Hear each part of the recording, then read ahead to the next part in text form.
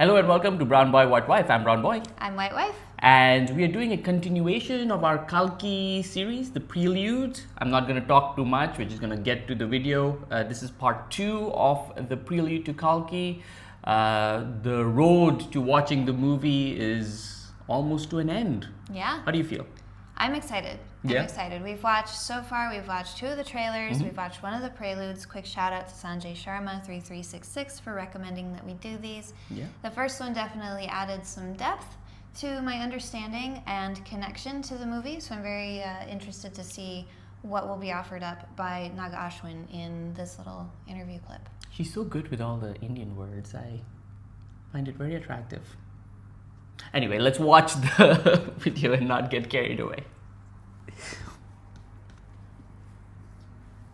Kashi or Varanasi is said to be the first place was born. It was the idea of like, what if our story ended here? The story is basically between these. Do you know anything about like Kashi and Varanasi? So Kashi or No. Varanasi is said to be the only thing I know about first Varanasi place where is civilization was born in this world, like by the banks of the river Ganga. Burning That's people. written in a lot of our burning Dead people. bodies. I mean, bodies yes. specifically. scriptures. It was the idea of like. We'll what get more if our information in the story comments, I'm ended sure, here? about The Varanasi. first city That is was not what just if dead this bodies world burning. now has only one Temples city and left, stuff. and everybody Whoops. in the Sorry. world and all the resources and all the major conflict now happens here in Kasi. So that Kasi was the is setting Varanasi? for Kalki. Kasi, it's two now we are different in a like world kind of where areas within the the city. most life-giving river, the Ganga, is dry. That's And terrifying. people in Kasi are just living in just like a very brutal survival of the fittest sort of way. And You've been to the above Ganga, them right? Yeah. Up in towers the Rishikesh. complex. Like maybe you I guys have can't- seen in the trailer or something. Just the thought like of this it massive being dry mega makes me city wanna sort of cry. structure, like an inverted pyramid that is a kilometer into the sky. So that is the complex which has essentially everything. It's like paradise. It has all the greenery, resources, water, food, animals, everything that is not there in the world before. It's almost like a microcosm of what the world used to be like. And now the story is mainly set up here. It's between these two worlds, the people who All are the in little the sets are complex so who control beautiful. those resources, Yeah, and the that's people really who are below in Kasi who don't have access, and these people in Kasi only just have a dream to enter the complex. In a way, it becomes a cycle. So for you to do the work to earn money to get into the complex is like one trap that you end up working for the complex and you finish your life before you can actually get in. So it's like one sort of a cycle which is sort A of version something of that happens in to the me as real well. world right now. Apart from these two Absolutely. worlds, there's also a third world which we Indentured call Shambhala. servitude. Shambhala servitude. is something that we hear in many cultures. Yeah, Shambhala, like the culture. even in Tibetan culture, it's called Shangri-La, and every Yeah. culture has a name which is a mystical I'm land playing Uncharted which right is now. They hidden talk about from the Shambhala in world, that. where some people say advanced beings, some people Oh my God! say What the if this became avatar, a some video people game one say day? many things, like how the name Yeah, Shambhala that'd be cool. itself is very connected to the myth of Kalki, to the legend of Kalki, because it said that this is where the final avatar will come.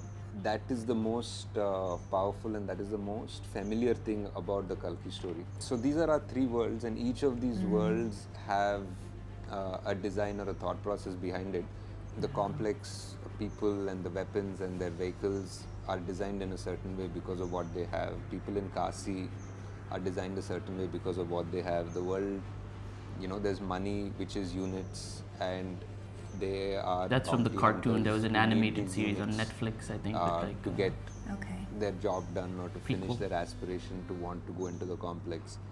And there's this third world which is Shambhala, which is essentially the refuge.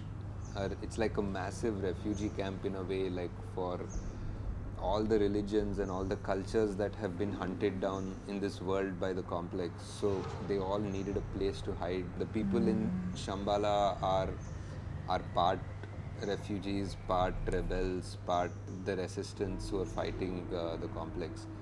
So the story is basically between these 3 worlds, and each of them are very unique in their own way. And the how amount their of time paths and cross effort and how the money that story goes into forward. making something like this is insane.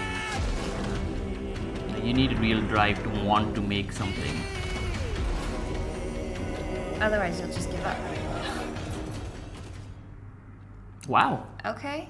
That's pretty great. It's really nice knowing kind of, again, the different worlds and how it connects to the history and all that stuff. Yeah, totally. And getting some insight into how he's kind of organized, Yeah. how this world is set up Right. with like the three distinct sets of people and how they interact with one another. Because that's such an important thing, especially when you have such an epic story, is Yeah. like having some general sense of organization of, okay, there's these people, they do this stuff, these do this, and this World is building. what they want from one another. Yeah. Yeah. I mean, we're both writers, right? You're writing your epic book right now. And there's a lot of world building involved that I think you have had to do this kind of homework too. And I do too. I write scripts and movies, by the way. Yeah. By the way. By the way. So maybe we'll react to some of my trailers eventually.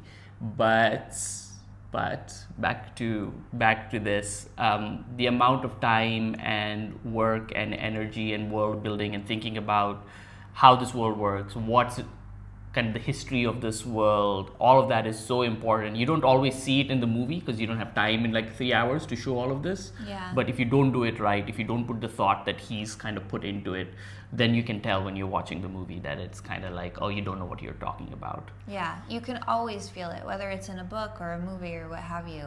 If the author or the people who are working on it haven't done that background work, Yeah. things just feel disconnected. They feel flat. But if they've done the background work, even though it's not explicitly put into play, Yeah. you're like, there's something more here. I don't need to know it because I trust that they have already done this Like- work for me. Hearing him talk, I feel like he has like books on books about like the history Yeah. of each character and all the places and how everything came to be, which is why the cartoon too, he was like, I can't put this in the movie. I need more story space. So I put in this series on Netflix. So yeah, I think that's kind of the end of our Kalki preparation. Yeah. We're going to watch the movie tomorrow. So subscribe so you can listen to our review the moment it comes out. Yeah. Be sure to. Yeah. Until then, take care. Bye.